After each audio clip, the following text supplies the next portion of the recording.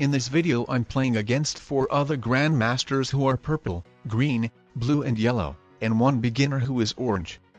A lot of you liked the 5 Grandmasters match with 1 novice, so I thought why not to upload the 5 Grandmasters match with 1 beginner as well, since I've already got such a game going.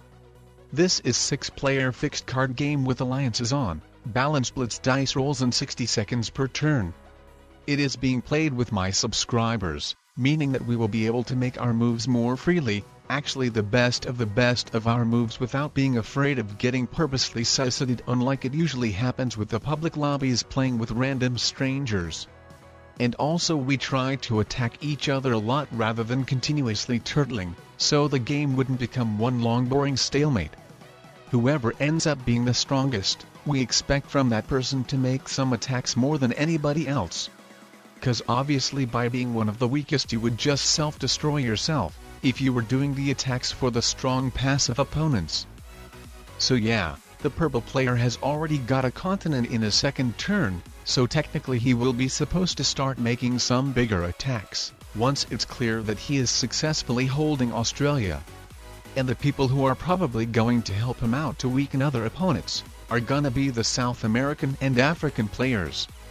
In a 6-player fixed card game it makes the most sense for these players to team up, as they're usually the ones who get the continents first, so by being the strongest, it's very good for them to prevent others from capturing big continents, and if everything is done right, they will be able to end up being in the top 3 situation.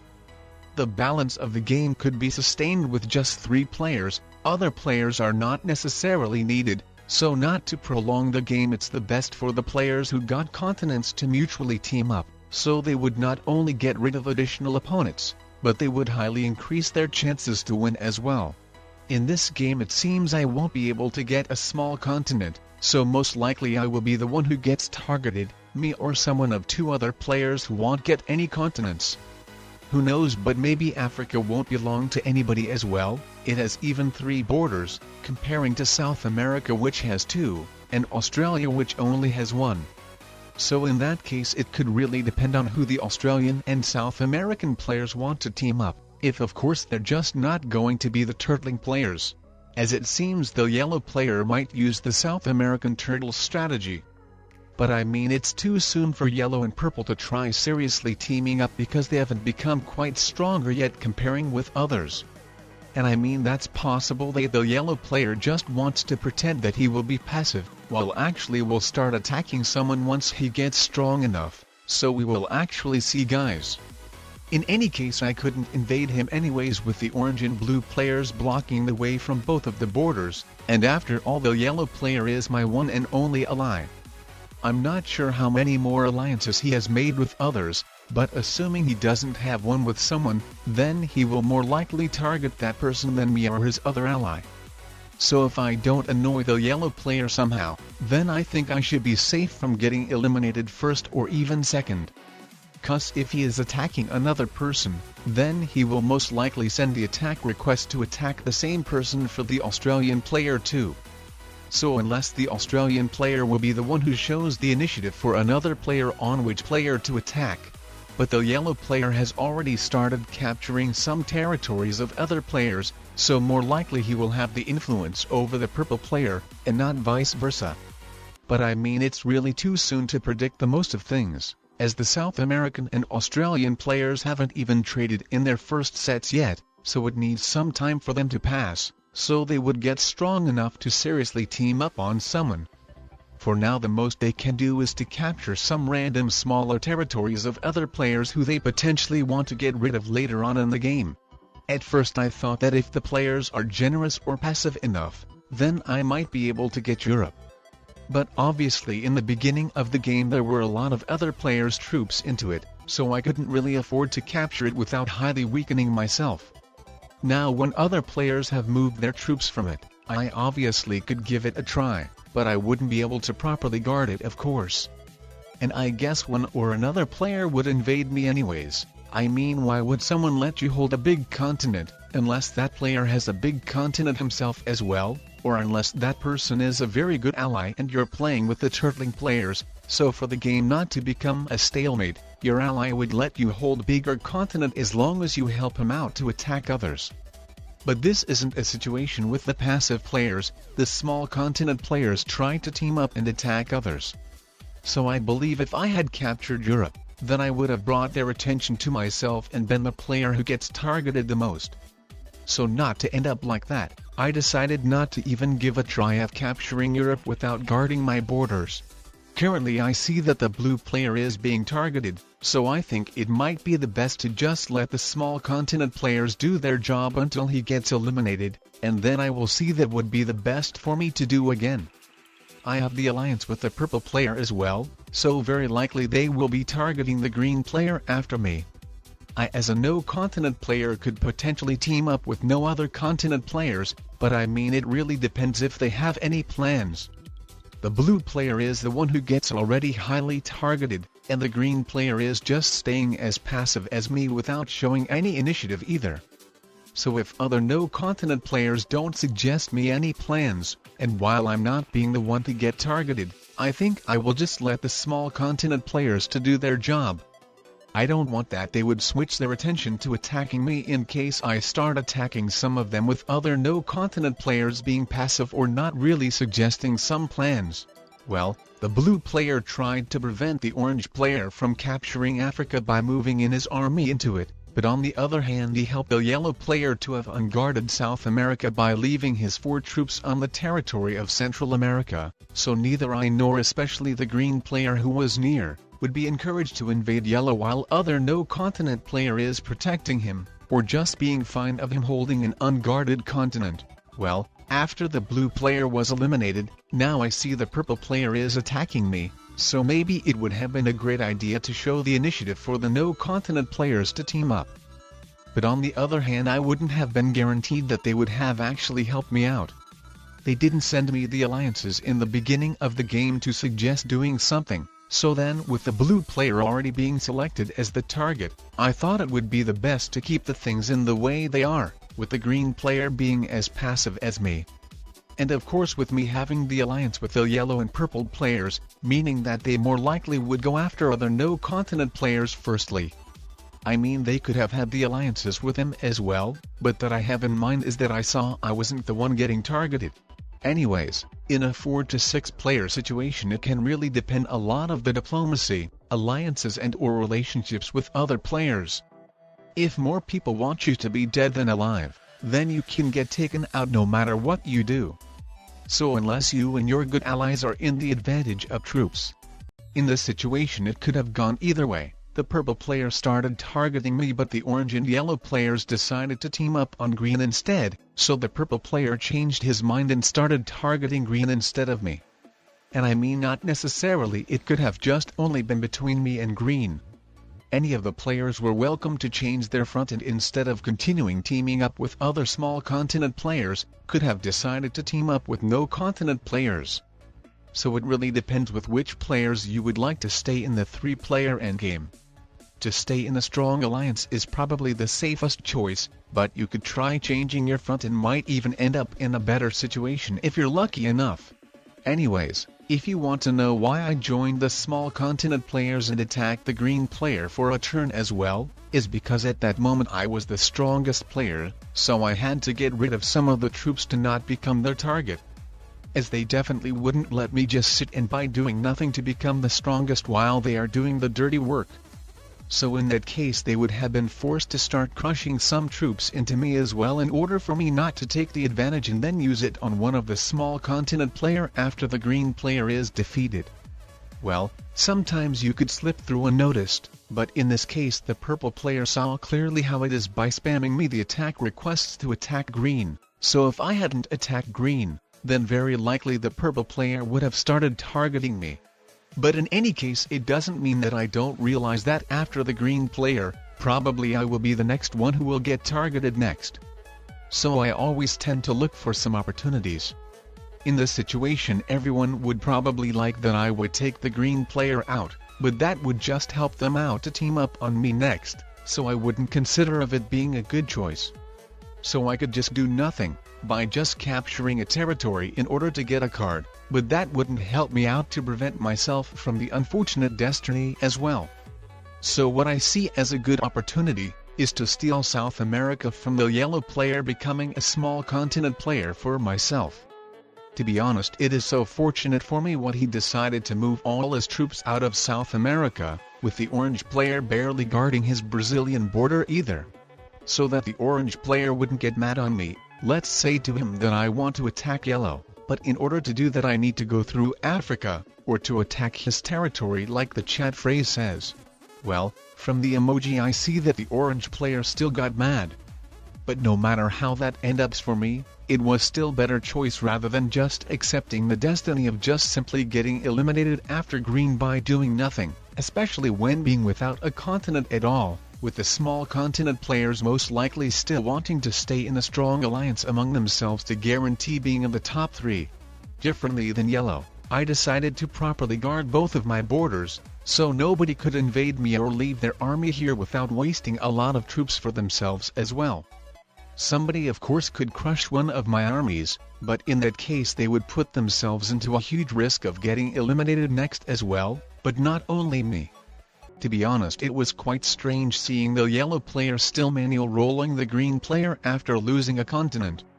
The purple player had the advantage, taking into the account not only the troops but the cards as well. So he was the one who was supposed to take the green player out or crush the troops into him, so no player would put himself in a huge disadvantage comparing to him. As you can see, even after taking the green player out, the purple player still ended up being the strongest, with the yellow player being twice as weak as him. So the yellow player really sacrificed himself for purple. Anyways, in this case the purple player is probably the most influential on what everyone does next.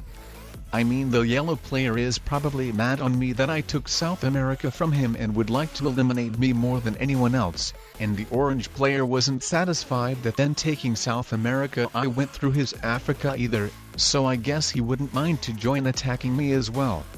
So now I think it mostly depends on who the purple player wants to eliminate. In this case the yellow player is the weakest and at the same time without a continent at all, so to get to the 3-player situation, it would mostly make sense to get rid of him. But on the other hand, maybe the purple player would prefer to be in the top 3 with yellow, in case he trusts him the most, so it mostly comes to the purple player's priorities. With the yellow player of course being the safest choice to eliminate if he wants to be guaranteed being in the top 3. So that's actually no surprise that he went with that option at all. Now the orange player wants me to attack purple, while the purple player wants me to attack orange.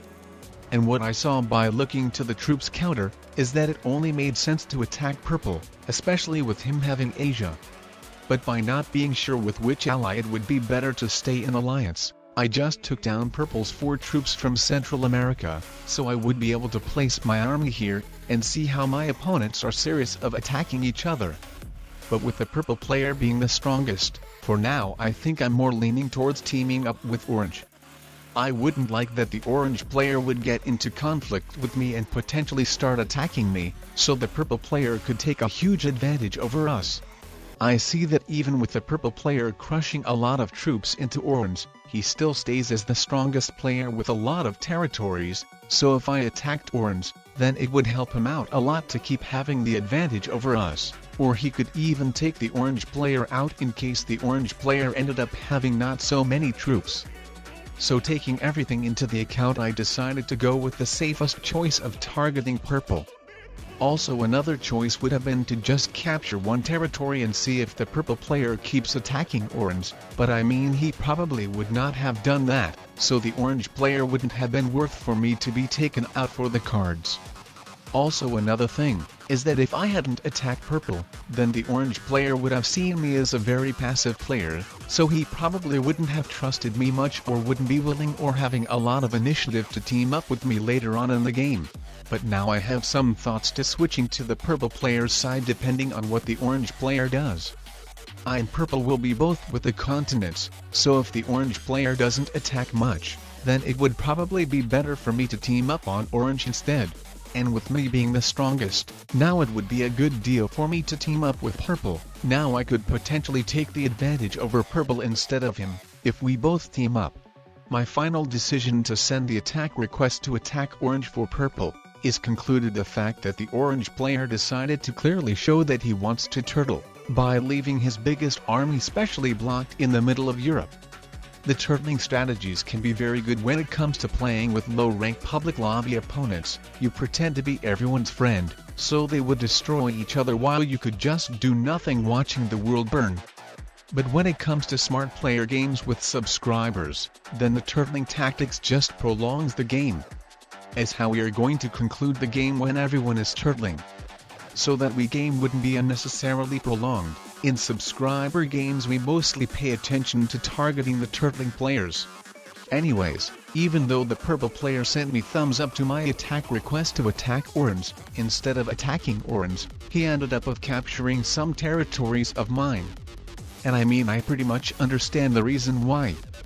As basically we switched the situations with each other.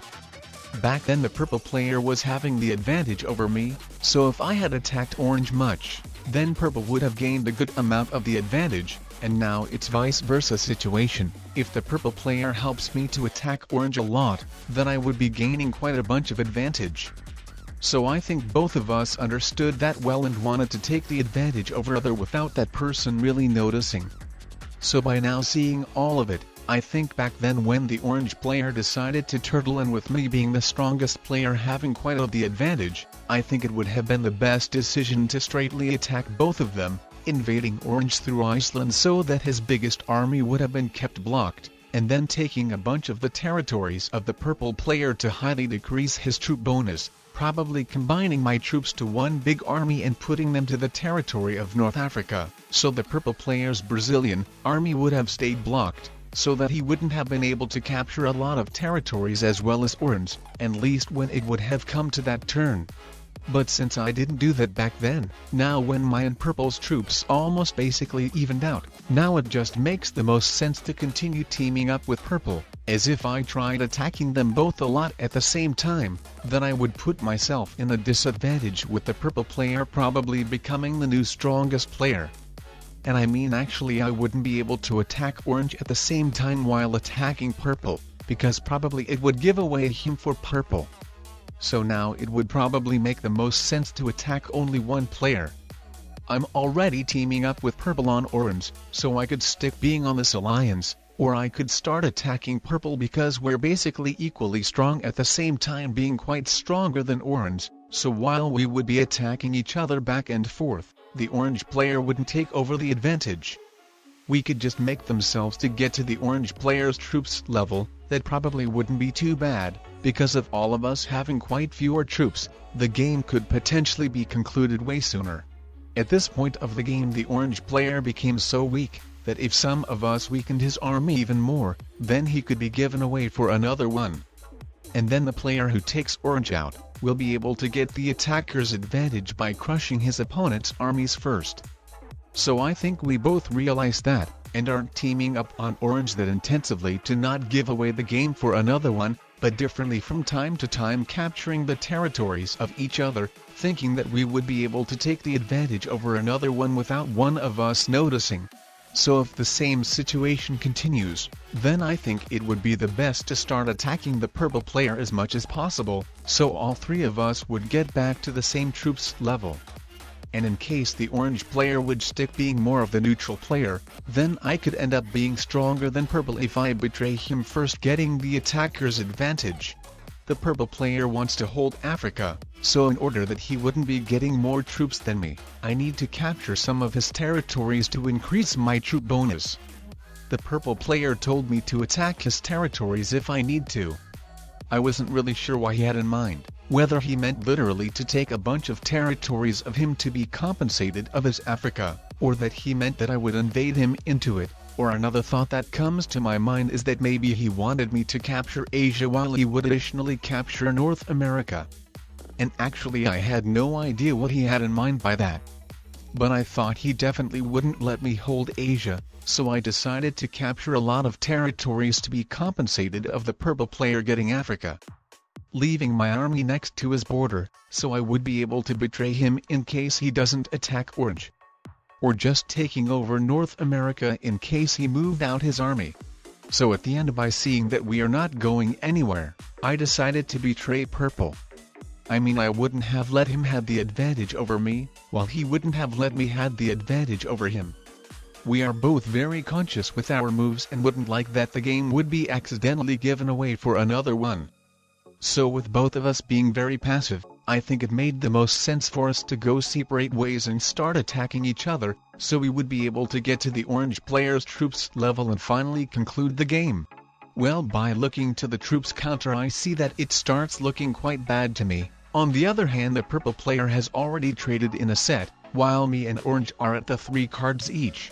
I noticed that the Purple player almost has the same number of troops as me and Orange combined. I think I was forced to use my wild card just to get 4 troops, so at least I would be able to decrease his territorial advantage, since not being able to do that with my biggest army with it being blocked. It was a very smart move made by Purple to prevent me from capturing a lot of territories. To potentially decrease his advantage even more, I additionally decided to try manual rolling his army, and thank God I was lucky this time. Also, I wanted that the Orange player would get encouraged to attack the Purple player as well, so the Purple player wouldn't take over a huge advantage in case Orange decided just to stay neutral. As it could be very crucial, as in case we let Purple get a big troop bonus, then he could very likely outgrow both of us, ending up having more troops than both of us combined. So I don't really like the fact that the Orange player's army is completely blocked, as if the Purple player sustains the advantage, then he could potentially take me out, and then use the 4 continents endgame strategy against blocked Orange. The Purple player offers me to remake the alliance, but in a such dangerous situation like this, I think it wouldn't be wise to not attack him, but maybe the situation will change. I'm also very interested to see what the Orange player is up to. Well, maybe after me capturing North America and the Purple player being invaded into South America, now it might be worth to remake the alliance with the Purple player. Now it would be much safer. I mean, the Orange player is as strong as Purple now, but with him possibly turtling leaving a lot of troops blocked, I think it would be better if I hold a continent as well, as in case the Purple player captures a lot of stuff, then I won't be able to deal with that on my own. So I think it would be better to be in peace with the Purple player, so unless the Orange player would attack him quite a bit, but I would guess that the Orange player will most likely not be using a lot of his troops to attack. So I think it's the best opportunity for me to use the deadliest trap strategy against the Australian player when it comes to a 3-player situation. In this strategy, the both America's player allies with the European/African player only guarding the borders against the Australian player while barely guarding between themselves. Then they start crushing some of the troops to the Australian player in the way that it would be mutually beneficial for both of them. Always being very conscious with the troops counter and other aspects, so the game wouldn't be given away for another teaming player. The Orange player has fortified his biggest army next to Purple, so now I'm very tempted to make Orange player's army accessible towards Purple's weaker army. But that would probably make the Purple player mad, so he would betray our alliance attacking me. And for the Orange player to crush only 10 Purple's troops, wouldn't be enough for me to win anyways. So I just captured 1 territory and I will see how it goes. And I think this is where I win the game. It was a mistake for the Orange player to crush Purple's biggest army, as it has broken the balance of the game to my favor. If I were Orange, I would have probably tried to manual roll the Purple player a lot, but not too much, so he would be forced to betray me, and with him doing so, the balance of the game being still sustained. But I mean, it can be a really tough situation for the Australian player, and it can be very hard to successfully get out of it. The Orange player made a huge mistake, but on the other hand he is only beginner, and probably most of us played way worse when we were at this rank. To be honest, I didn't see that much difference in his gameplay comparing to other players, up until the endgame. So he played extremely well as a beginner rank player. This is an unranked subscribers game and we come here for a good practice, to improve a lot and learn from our mistakes. So even if someone fails, that's not the end of the world. By noticing our mistakes, we just become stronger,